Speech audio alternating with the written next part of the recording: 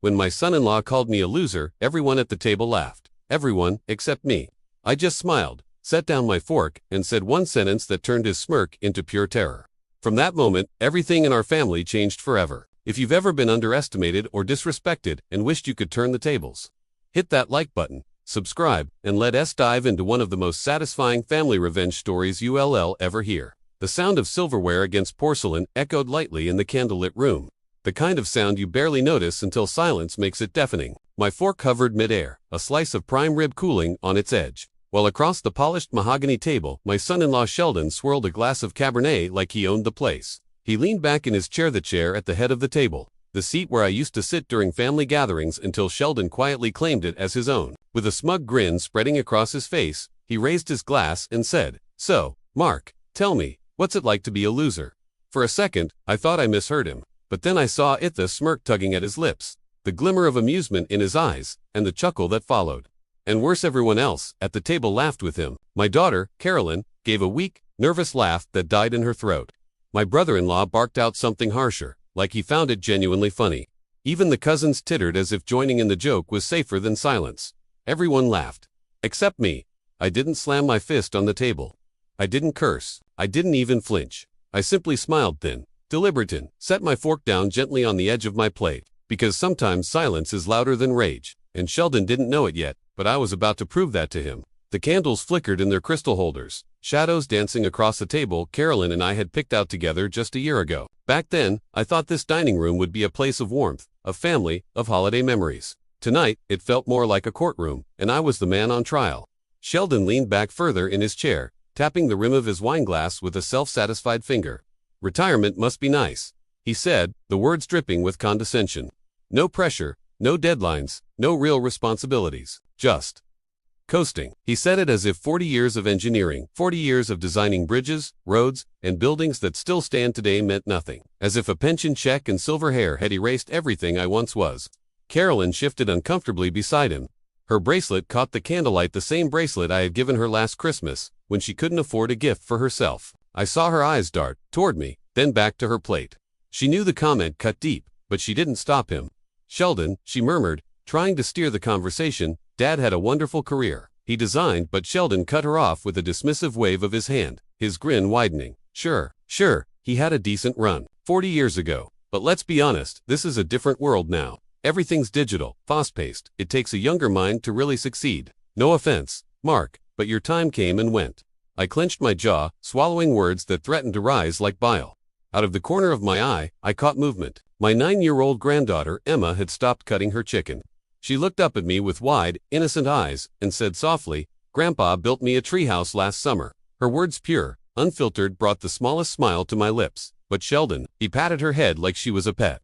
"That's sweet, honey," he said, voice patronizing. "But Grandpa needs to understand that real men provide for their families with hard work. Not everyone can just coast through retirement while others carry the weight." The silence stretched uncomfortably, the weight of his words pressing down like lead.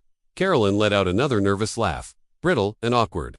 "Maybe we should talk about something else," she said quickly. "Emma, why don't you tell Grandpa about your piano recital?" But Sheldon wasn't finished. No, his promotion had inflated him like a balloon, and the wine was fueling his arrogance. He leaned forward, eyes glinting. "Actually, I've been thinking. Now that I'm making real money, 6 figures, Marquette, might be time for everyone to start pulling their own weight." The air seemed to shift, like the temperature in the room dropped 10 degrees. My hand tightened around my glass, and I felt the stem creak under the pressure. He didn't realize it, but with every word, every smug glance, he was digging his own grave. Across from me, little Tommy 7 looked up, confusion etched across his face.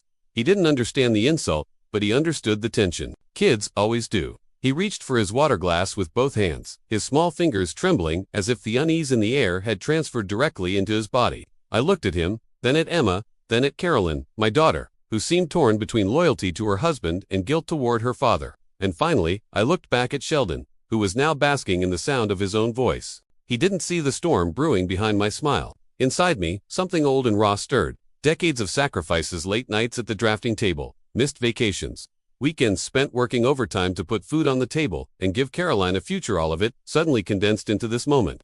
40 years of work reduced to a punchline. And yet, I stayed calm. Because the sweetest revenge isn't shouted. It's delivered softly, with precision, like a scalpel to the heart. Sheldon raised his glass again, smug and oblivious. To success, he declared, and to those of us who actually earn it. Crystal clinked around the table. Even Carolyn reluctantly lifted her glass. But I didn't move, I just watched. Watched as my so-called son-in-law basked in his imagined triumph, as if mocking me made him taller, richer, more of a man.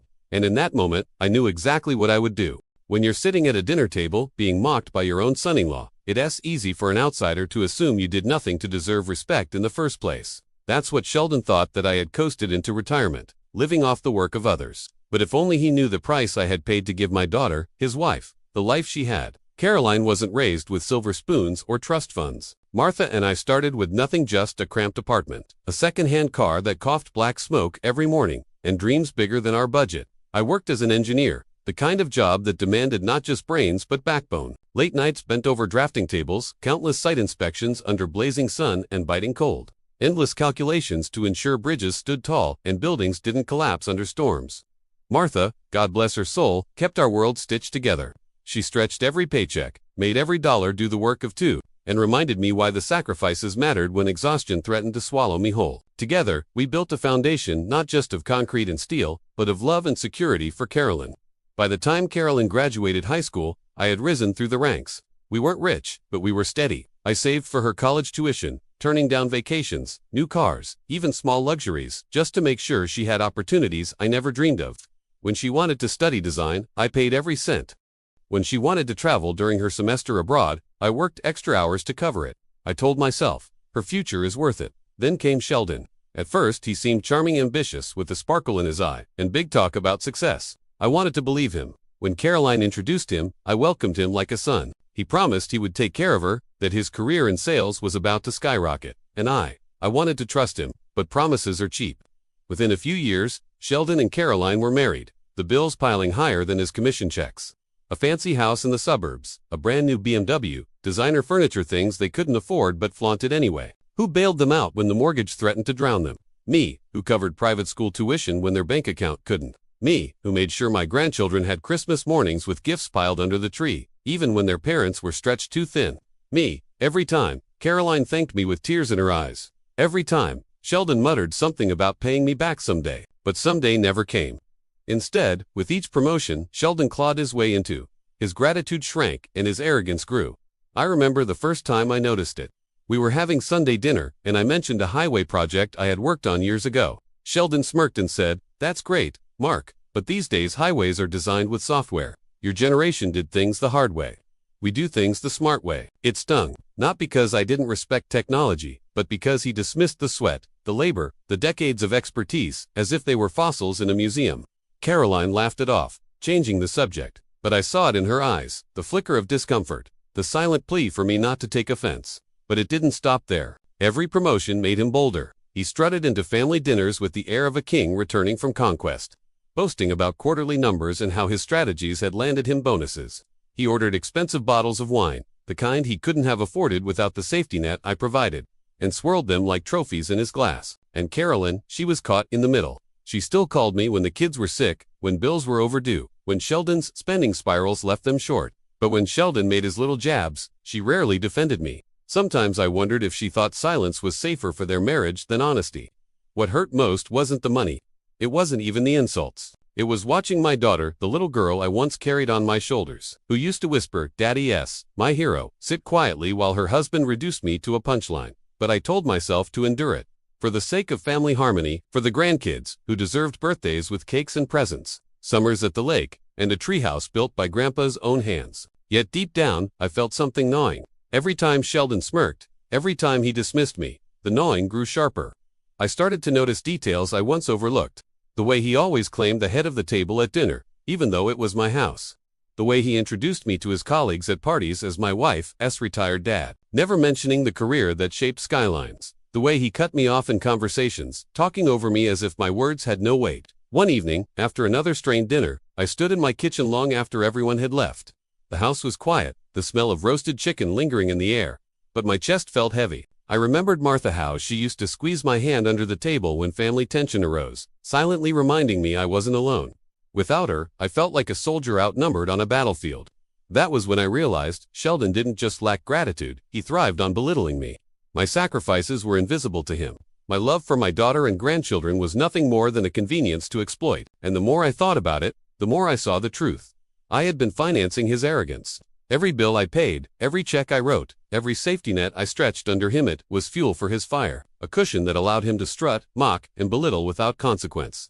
I had built bridges out of steel, but the bridge I built for Sheldon was made of my own pride, and he was stomping across it with muddy boots. As I lay awake that night, staring at the ceiling, I asked myself a question I hadn't dared before. What if I stopped? What if I pulled the rug out from under him and made him stand on his own feet? The thought was terrifying. Cutting off support might hurt Carolyn and the grandkids. But another thought, sharper, bolder, whispered in return. Maybe it's the only way they'll learn. Maybe it's the only way he'll ever respect me or himself.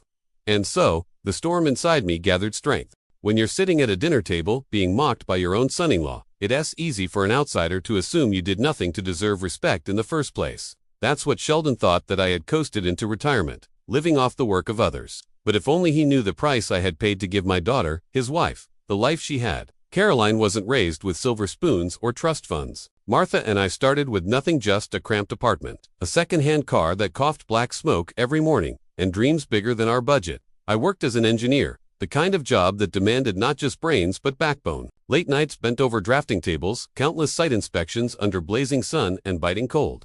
Endless calculations to ensure bridges stood tall and buildings didn't collapse under storms.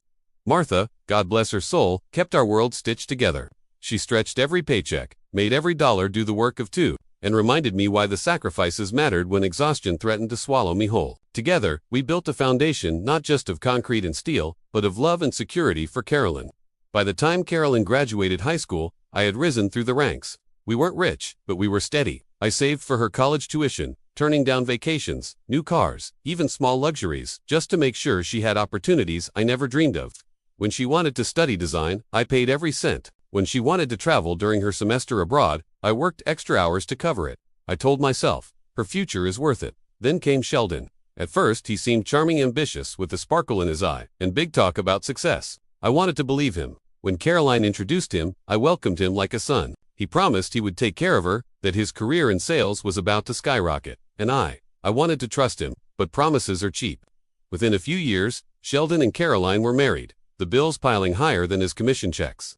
A fancy house in the suburbs, a brand new BMW, designer furniture, things they couldn't afford but flaunted anyway. Who bailed them out when the mortgage threatened to drown them? Me, who covered private school tuition when their bank account couldn't. Me, who made sure my grandchildren had Christmas mornings with gifts piled under the tree, even when their parents were stretched too thin. Me, every time. Carolyn thanked me with tears in her eyes. Every time. Sheldon muttered something about paying me back someday, but someday never came. Instead, with each promotion Sheldon clawed his way into, his gratitude shrank and his arrogance grew. I remember the first time I noticed it. We were having Sunday dinner, and I mentioned a highway project I had worked on years ago. Sheldon smirked and said, "That's great, Mark. But these days, highways are designed with software. Your generation did things the hard way. We do things the smart way." It stung. Not because I didn't respect technology, but because he dismissed the sweat, the labor, the decades of expertise as if they were fossils in a museum. Caroline laughed it off, changing the subject. But I saw it in her eyes, the flicker of discomfort, the silent plea for me not to take offense. But it didn't stop there. Every promotion made him bolder. He strutted into family dinners with the air of a king returning from conquest, boasting about quarterly numbers and how his strategies had landed him bonuses. He ordered expensive bottles of wine, the kind he couldn't have afforded without the safety net I provided, and swirled them like trophies in his glass. And Caroline, Joe, was caught in the middle. She still called me when the kids were sick, when bills were overdue, when Sheldon's spending spirals left them short. But when Sheldon made his little jabs, she rarely defended me. Sometimes I wondered if she thought silence was safer for their marriage than honesty. What hurt most wasn't the money. It wasn't even the insults. It was watching my daughter, the little girl I once carried on my shoulders, who used to whisper, "Daddy's my hero," sit quietly while her husband reduced me to a punchline. But I told myself to endure it. For the sake of family harmony, for the grandkids who deserved birthdays with cakes and presents, summers at the lake, and a treehouse built by Grandpa's own hands. Yet deep down, I felt something gnawing. Every time Sheldon smirked, every time he dismissed me, the gnawing grew sharper. I started to notice details I once overlooked. The way he always claimed the head of the table at dinner, even though it was my house. The way he introduced me to his colleagues at parties as my wife's retired dad, never mentioning the career that shaped skylines. The way he cut me off in conversations, talking over me as if my words had no weight. One evening, after another strained dinner, I stood in my kitchen long after everyone had left. The house was quiet, the smell of roasted chicken lingering in the air, but my chest felt heavy. I remembered Martha, how she used to squeeze my hand under the table when family tension rose, silently reminding me I wasn't alone. Without her, I felt like a soldier outnumbered on a battlefield.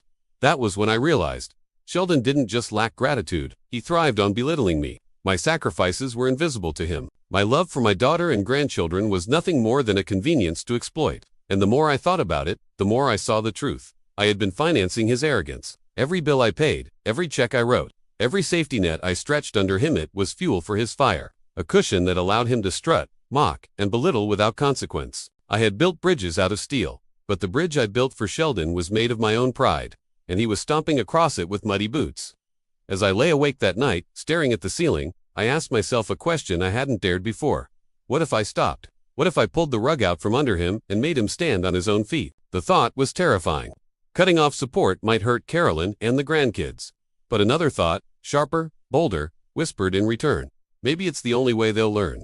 Maybe it's the only way he'll ever respect me or himself. And so, the storm inside me gathered strength. Have you ever stayed quiet while someone disrespected you, only to dream of the perfect comeback later? Well, I finally got mine. But before we dive into that moment, make sure you resubscribed and drop a comment telling me what's the worst insult you've ever had to swallow in silence. The night of Sheldon's promotion dinner felt like stepping into enemy territory. Caroline had called me earlier in the week, her voice laced with forced cheer. Dad, we're hosting a little celebration for Sheldon. He made regional sales manager. We'd love for you to come. I almost said no. Every dinner had become a minefield lately. But then Emma's voice chimed in the background. Please, Grandpa, come celebrate with us. And just like that, I was trapped. When I arrived, the house smelled of roasted garlic and prime rib. The dining room, glined mahogany table polished, candles flickering in crystal holders, glasses filled with a Cabernet I had picked up myself as a congratulatory gift. It was the kind of dinner that screamed luxury, though I knew too well how many times I had footed the bill for the very life they flaunted. Sheldon was already seated at the head of the table, basking in his self-importance. Tie loosened just enough to look casual, successful. Carolyn flitted around nervously, adjusting the silverware, smoothing her dress. My grandchildren ran to hug me the second I stepped inside, grounding me for a moment in something pure. But then dinner began. Sheldon raised his glass almost immediately. To success, he said, grinning wide, and to proving that hard work and dedication pay off. The family clinked glasses, laughter filled the air, and for a moment, I stayed quiet, sipping my wine. But Sheldon couldn't leave it there. He never could. As we ate, he leaned back in his chair, swirling the Cabernet I had brought. You know, Mark, retirement must be nice. No responsibilities, no real pressure, just coasting. I placed my fork down carefully, my prime rib cooling in front of me. His words hung heavy in the air, dripping with the same condescension I'd endured for months. Caroline fidgeted beside him. Sheldon, she started, but her voice trailed off. Sheldon smirked and waved her off. I mean, let's be honest. Mark had a decent run. What was it? 40 years as an engineer? Different world back then. These days, everything's digital, fast-paced. Takes a younger mind to succeed. The sting hit me sharp, but I stayed silent. My eyes flicked to Carolyn. Her bracelet, the one I had given her last Christmas, caught the light. A reminder of how much I had given, how much I had carried them. Then Emma's small voice cut through the tension. Grandpa built me a treehouse last summer. For a split second, I felt pride swell. But Sheldon, of course, patted her head condescendingly. That's sweet, honey. But real men provide for their families with hard work. Not everyone can just coast, while others carry the weight. That was it, the last straw. I smiled not out of amusement, but because I finally knew what to do. My chest felt lighter, as if a decision years in the making had finally solidified. I leaned forward slightly, my voice calm, almost conversational. Sheldon, I said, how does it feel to know that this loser, I let the word linger, will no longer be paying your bills? Silence. The effect was instant. Sheldon froze, his glass midair. The color drained from his face as if someone had flipped a switch. Caroline's fork clattered against her plate.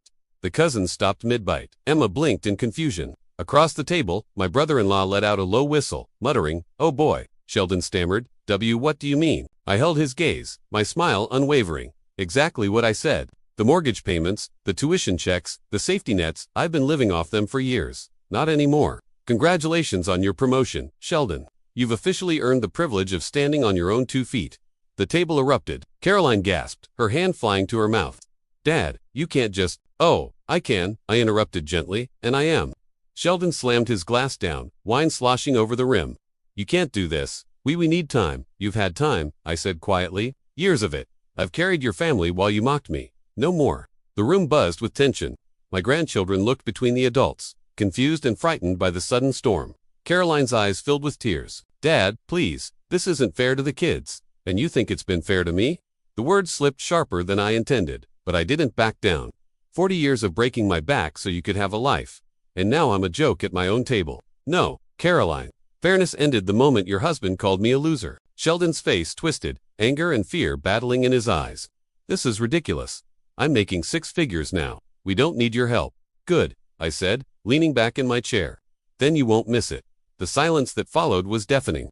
The only sound was the faint crackle of candle flames and the unsteady breathing of a man who realized his safety net had just been cut. Carolyn tried again, her voice trembling.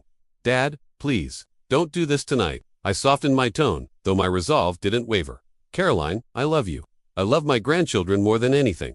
But love isn't the same as enabling. If Sheldon wants to be the man of this house, then let him prove it. Sheldon's jaw clenched, his fists tight against the table. But he said nothing, because deep down, he knew the truth. Without my money, their lifestyle would crumble. For the first time in years, I felt no weight on my chest, only freedom. I stood slowly, placed my napkin neatly beside my plate, and looked around the table. Dinner was lovely.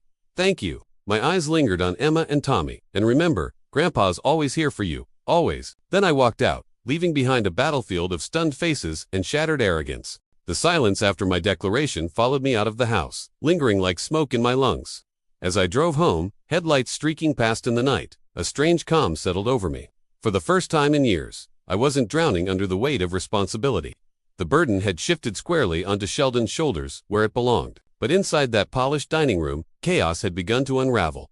Caroline called me 2 days later. I almost didn't pick up, but something in me wanted to hear her voice. When I answered, she was already crying. Dad, how could you? She whispered. Do you have any idea what you've done to us? I closed my eyes, steadying myself. Yes, sweetheart. For once, I did something for myself. Her sobbing grew louder. The mortgage is due next week. The kids' tuition is due in a month. Sheldon's bonus hasn't come through yet. I cut her off gently. Caroline, I warned you years ago. I told you I couldn't keep carrying you forever.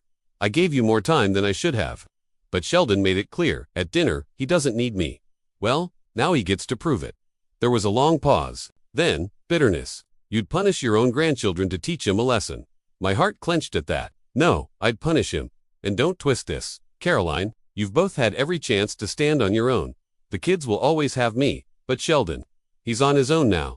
She didn't respond. The line went dead.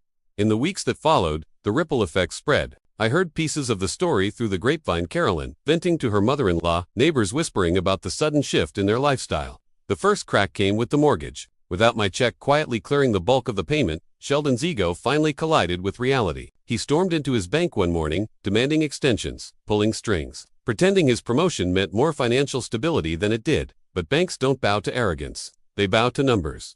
And the numbers didn't add up. Carolyn called again, less tearful this time, more desperate. Dad, could you at least cover one last payment? Just one, for the kids' sake. I stayed firm. Carolyn, every last payment turns into another one. If I cave now, nothing changes. But the kids might lose their home, she cried. They'll still have a home, I said softly. It just won't be the mansion Sheldon parades around in. Maybe, that's not such a bad thing. She hung up on me again. Meanwhile, Sheldon began unraveling in more visible ways. At family gatherings, he avoided me completely, his once smug demeanor replaced with a brittle, defensive edge. He blamed me openly, told anyone who would listen that I had betrayed the family. But the more he talked, the more people began to notice his cracks. At one Sunday barbecue, my brother leaned over to me and muttered, "Funny how the guy who kept calling you a freeloader suddenly looks like one without your money." I didn't respond. I didn't have to. The truth was obvious to everyone now. The hardest part, though, was the grandchildren. One afternoon, Emma called me herself. Her little voice trembled as she said, "Grandpa, Mommy and Daddy are fighting a lot. Daddy said we might have to move." Is it because of you? That question cut deeper than any insult Sheldon had thrown at me. I swallowed hard. Sweetheart, it's not your fault, and it's not about you. Mommy and Daddy just have to learn how to take care of things on their own. But no matter what, you'll always have me. I promise you that. She sniffled. I liked it better when you helped Daddy. I closed my eyes, forcing back tears. I know, but sometimes helping someone too much isn't really helping at all. One day you'll understand. It was the cruelest part of the whole ordeal, teaching the people I loved most a lesson through pain. But I reminded myself over and over, this wasn't punishment for them. It was liberation for me. By the second month, the cracks had become canyons. Caroline looked thinner when I saw her at a school function. Her smile stretched tight like brittle glass. Sheldon had lost weight too, but his wasn't from stress, it was from pacing, ranting, and spending sleepless nights on financial spreadsheets he barely understood. The kids whispered to me in the car afterward, asking why Daddy was always angry. I didn't have the heart to tell them the truth, that their father's pride had built a castle on sand, and I'd finally stopped shoring it up. One evening, as I sat on my porch watching the sun dip below the horizon, my neighbor Tom came over. He'd known me for decades, seen me sacrifice more than anyone realized. You know, he said, handing me a beer, I never thought I'd see the day you'd cut them off. Neither did I admitted. Do you regret it? I thought about it for a long moment. No, it hurts, yes. Watching Carolyn struggle, hearing the kids cry, hurts more than I can say but regret. No, because for the first time, Sheldon has to be who he claims to be, and maybe Caroline will finally see him for what he is. Tom nodded. Sometimes the hardest way is the only way. We clinked bottles. For the first time in years, the beer tasted like freedom. By month 3, word got back to me that Sheldon had been denied a loan he'd been banking on. His promotion hadn't come with nearly the perks he bragged about, and his arrogance had burned too many bridges with colleagues who might have vouched for him. Their house, my grandchildren's house, was now on the market. Caroline still hadn't spoken to me since her last desperate phone call, but deep down, I knew it was only a matter of time. When the reality of Sheldon's failure finally broke through her denial, she'd see the truth. And when she did, I'd be waiting not with money, but with the steady hand of a father who had always loved her, even when she let someone else's arrogance cloud her judgment. For now, though, I sat in the quiet of my home, a man finally free of the invisible chains he had carried for far too long. And for the first time, I realized, the silence felt good. By the time the house went up for sale, Sheldon's mask of superiority had started to slip. He still strutted around at family events, still tried to lace his words with the same old confidence, but his eyes betrayed him. They darted constantly, like a man searching for escape routes. The community whispered. Of course, neighbors who once envied their polished lifestyle now exchanged knowing looks. Did you hear they're downsizing? One woman murmured to another, outside the school gates. Something about money problems. Caroline's forced smile couldn't hide the truth. And Sheldon, he avoided the topic altogether, lashing out at anyone who dared question him. The real collapse came at work. Sheldon had always been the office peacock, loud, boastful, claiming credit for projects his team carried. As long as he had results and my money propping up his facade of stability, no one challenged him. But arrogance wears thin when performance slips. One afternoon, I got a call from an old friend of mine, someone who happened to work in the same company. Mark, he said carefully, I thought you should know. Sheldon's not doing so well at the firm. I raised an eyebrow, though he couldn't see it. Not doing well? How so? He's been skipping deadlines, arguing with management, and his team is practically in revolt. They're tired of carrying him. He even tried throwing his promotion around, threatening to quit if they didn't give him more authority. And I asked. They told him to go ahead and quit. A grim satisfaction curled in my chest. For years, Sheldon had leaned on others' shoulders, mine, his colleagues, even Caroline's patience. Now those shoulders were shrugging him off. At home, Caroline couldn't ignore the storm any longer. I saw her one evening when she came by with the kids. Her face was pale, her hands trembling as she poured tea. Dad, she whispered, we're in trouble. I stayed quiet, letting her continue. Sheldon's not who I thought he was. He promised me security. He promised me a future. But he's drowning, and he refuses to admit it. The house is on the market, but buyers aren't lining up. His job, she stopped, swallowing hard. I don't even know if he'll have one next month. Her eyes brimmed with tears. I feel like I've been living in a dream. And now I'm waking up to a nightmare. I reached across the table, covering her hand with mine. Carolyn, listen to me. This isn't your fault. You trusted someone who talked a good game. But life isn't built on words, it's built on action. And Sheldon's actions never matched his mouth. She sniffled. But what about the kids? They don't deserve this. No, I said firmly, they don't, and they'll always have me. No matter what happens with Sheldon, you and the children will never be alone. It was the first time since the dinner explosion that I saw a flicker of relief cross her face. Meanwhile, Sheldon was unraveling publicly. At a company event, he tried to mask his crumbling authority by belittling a colleague in front of others. But instead of laughs or nervous nods, he was met with stony silence. Funny, isn't it? One coworker muttered afterward. Guy thinks he's untouchable, but without his father-in-law's wallet, he's just another arrogant manager circling the drain. When those words reached him, Sheldon snapped. He stormed into HR the next morning, demanding respect, demanding recognition. What he got instead was a formal warning for toxic workplace behavior. It was the beginning of the end. The children felt the tension most of all. Little Emma grew quieter, clinging to me whenever she could. Jacob, normally rambunctious, started lashing out at school. One evening, when Carolyn dropped them off for a weekend visit, Jacob blurted out, "Daddy says everything's your fault, Grandpa. He says you ruined our lives." The words stung, even though I knew where they came from. I crouched down, looking Jacob in the eyes. "Your daddy is angry right now," I said softly. "And sometimes when people are angry, they blame others instead of themselves. But listen to me, Jacob, you're safe. You and Emma are always safe with me." His little lip trembled. "Are we gonna lose our house?" I pulled him into a hug. "Houses come and go, son, but family, real family, that's forever. You won't lose me." He buried his face in my shoulder, and in that moment I knew, with absolute clarity, my decision, as painful as it was, had been the right one.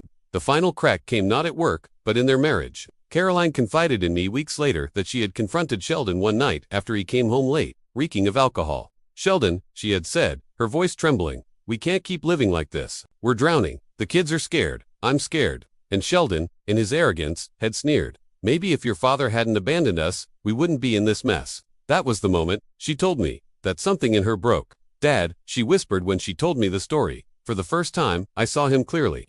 Not as the man I married, not as the father of my children, but as a coward. A man who hides behind blame instead of standing up to responsibility." Her eyes filled with tears.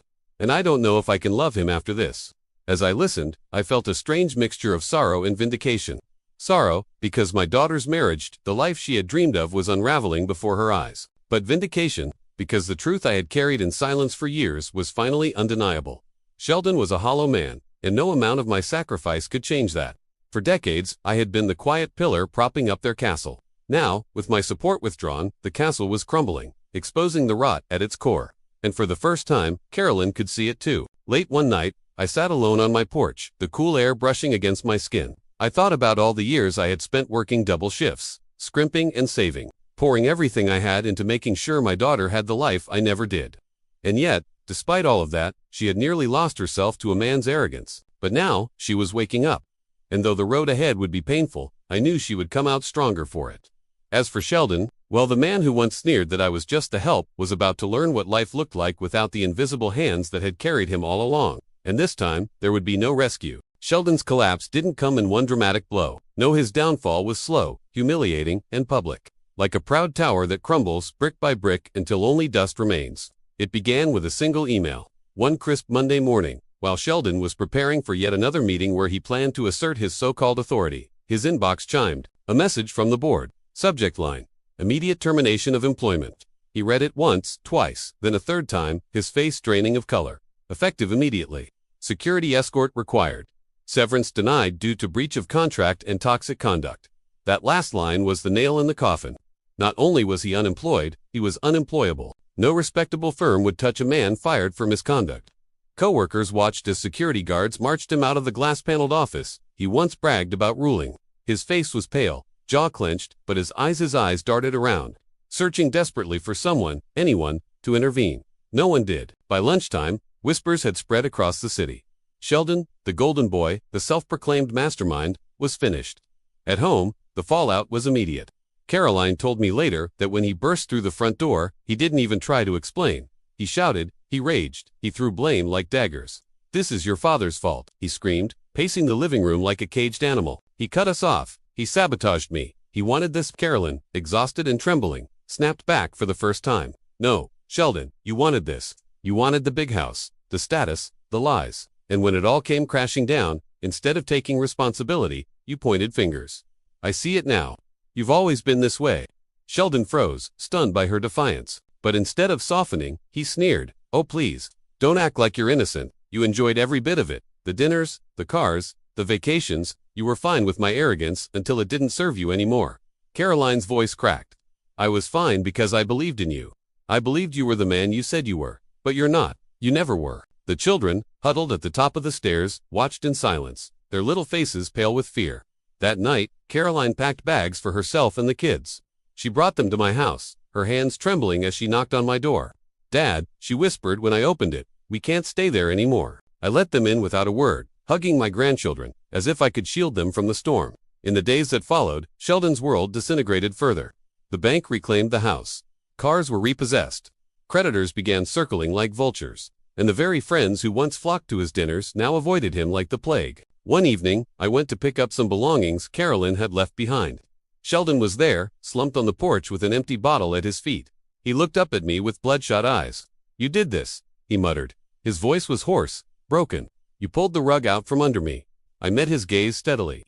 "No, Sheldon, you pulled it out from under yourself." I just stopped holding it up. For the first time, he had no comeback. No sneer, no arrogance, just silence. Carolyn, meanwhile, was slowly finding her strength again. It wasn't easy. Her trust had been shattered, her dreams burned to ash. But living in my home, surrounded by stability, she began to heal. One afternoon, I found her sitting on the porch swing, staring out at the horizon. "Do you think I was blind, Dad?" she asked softly. "No," I said. "You were hopeful, and hope can sometimes blur the truth. But now you see clearly." She nodded, tears brimming. "I don't want to raise my kids in lies anymore. I'd rather struggle honestly than live in luxury built on arrogance." For the first time in years, I saw my daughter as the strong, resilient woman she was always meant to be. As for Sheldon, he tried one last desperate move. He showed up at my door late one night, disheveled and reeking of alcohol. He didn't bother knocking. He pounded, fists slamming against the wood until I opened. "Mark," he slurred, "just give me another chance. Alone, a few months. I can get back on my feet." Behind me, I could feel Carolyn tense up. The kids, awakened by the noise, peeked around the corner, eyes wide with fear. I stepped outside, closing the door behind me so they wouldn't hear the edge in my voice. "Sheldon," I said firmly, "there will be no more loans. No more chances. I carried you long enough, and all you did was spit in my face. It ends here." He laughed bitterly, a sound more like a sob. "You think you've won. You think taking away my life makes you the hero." "No," I said quietly, "this was never about winning. It was about showing the truth. And now, everyone including you can see it." For a moment, he just stood there, swaying slightly, his eyes hollow. Then he staggered away into the night, muttering curses that no longer held any weight. Weeks turned into months. Sheldon disappeared from the social circles he once dominated. Rumor had it he was crashing on a friend's couch, drinking more than working. His pride, the only thing left unbroken. But for us, for Caroline, for the children, and for me, life slowly began to bloom again. Emma's laughter returned. Jacob's restless anger softened, and Caroline began to rebuild, brick by honest brick. And I sat back and watched, not with bitterness, but with a quiet, steady satisfaction. Because justice, I realized, doesn't always roar. Sometimes it whispers. And the whisper was this: when arrogance meets truth, arrogance always falls. By the time spring rolled around, Sheldon was nothing more than a shadow of the man he once pretended to be. And though he had once sneered that I was just the help, the irony was undeniable. Because in the end, he was the one begging for help. And I was the one who finally said no. Spring came, and with it, a sense of renewal I hadn't felt in years. The air seemed lighter, the laughter in the house brighter. For so long, our lives had been overshadowed by Sheldon's arrogance and manipulation. But now, for the first time, the shadows were lifting. Carolyn had begun to flourish. She found a job at a local community center, working with families who had gone through struggles of their own. It wasn't glamorous, and it certainly wasn't high-paying, but it gave her something far more valuable: purpose. "I feel useful again, Dad," she told me one evening as we sat on the porch watching the kids play in the yard. "Not like I'm just someone's accessory. Not like I'm trapped in someone else's world." I smiled, proud beyond words. "You're not just useful, Carolyn, you're strong. Stronger than you realize." The kids too were finding their rhythm again. Emma had joined a little theater group at school, her confidence shining as she took the stage. Jacob was excelling in soccer, his once restless energy channeled into something that gave him pride. And as for me, I found peace in the simple things: cooking dinners, telling bedtime stories, watching my grandchildren grow without the cloud of Sheldon's temper hanging over them. But while our lives were rebuilding, Sheldon's decline continued. Word trickled back through acquaintances. He'd tried to land new jobs, but every application came back with a polite rejection. His reputation, once polished to a shine, was tarnished beyond repair. He moved from one friend's couch to another, burning bridges wherever he went. The man who once hosted lavish parties, boasting about his wealth and connections, now had no one left willing to answer his calls. One afternoon, I received a letter in the mail. The handwriting was shaky, the paper smudged. "Mark," it began, "I know I don't deserve your forgiveness, but I'm asking anyway. I don't know where else to turn. I'm lost." I stared at that letter for a long time. Part of me, the part that had once carried him for Caroline's sake, wanted to respond. But another part, the wiser part, knew that answering would only drag us back into his cycle. So I folded the letter, tucked it into a drawer, and left it unanswered. Some doors, once closed, should never be reopened. Caroline never asked about him. The children never mentioned his name. It was as if he had evaporated from our lives, leaving behind only faint scars that were healing with time. One night, as we sat around the dinner table, Jacob asked quietly, "Grandpa, do you think Dad will ever come back?" The table went silent. Caroline's eyes flickered with pain, but she looked to me, waiting for my answer. I leaned forward, meeting Jacob's gaze. Sometimes people get lost, Jacob, and sometimes they don't find their way back. What matters is that you, your sister, and your mom are safe, that you're loved. That's what family is about. Jacob nodded slowly, as if he understood more than his young years should allow. Emma reached across the table and squeezed his hand. In that moment, I realized something important. Sheldon's absence wasn't a hole, it was a gift of peace, of honesty, of a chance for these children to grow without his poison shaping their future. Months turned into a year. Life became steady, almost quiet. And then came a day I'll never forget. Emma had a school recital, her first big performance on stage. She wore a little blue dress and beamed as she stepped up to the microphone. When she began to sing, her voice trembled at first, then grew strong, clear, beautiful. The entire auditorium erupted in applause when she finished. As she ran into my arms afterward, her eyes sparkling, she whispered, "Did you hear me? Grandpa, did you hear me sing?" Tears welled in my eyes as I hugged her tight. I heard every note, "Sweetheart," and I couldn't be prouder. In that moment, I knew the truth. Sheldon's arrogance had tried to define our family, but it had failed. We weren't broken. We were stronger than ever. As for me, I often thought about justice. Not the kind that comes from courts or contracts, but the kind that comes from life itself. Justice had come not in a loud explosion, but in quiet, undeniable ways. Justice was Caroline standing tall, free from a man who had belittled her. Justice was Emma singing with confidence, no longer afraid of harsh words. Justice was Jacob running across the soccer field, his laughter ringing out without fear. And justice was me, sitting at that dinner table, surrounded by love and respect instead of arrogance and lies. Sheldon may have thought he was the victor, the clever one, the man who could manipulate the world to his liking. But in the end, arrogance is a house built on sand, and when the tide comes in, it washes everything away. One evening, as the sun dipped low on the horizon, Carolyn sat beside me on the porch. "Do you ever regret it, Dad?" she asked softly. "Cutting him off, watching him fall like that." I thought for a long moment before answering. "No," I said finally, "I don't regret it, because sometimes the only way to save someone else is to stop saving the person who's destroying them. And that's what I did. I saved you, I saved the kids, and maybe, in some way, I even saved him by forcing him to face the truth." Caroline leaned her head on my shoulder, silent but thoughtful. We sat there for a long time, the night air cool, the stars beginning to appear, and I realized something. Revenge isn't always about making someone suffer. Sometimes it's simply about removing their power, and that's what I had done. Today, when I look back, I don't think about Sheldon's arrogance, or his downfall, or the chaos he left behind. I think about the laughter of my grandchildren. I think about the strength of my daughter, and I think about the peace that finally returned to our lives once the lies were gone.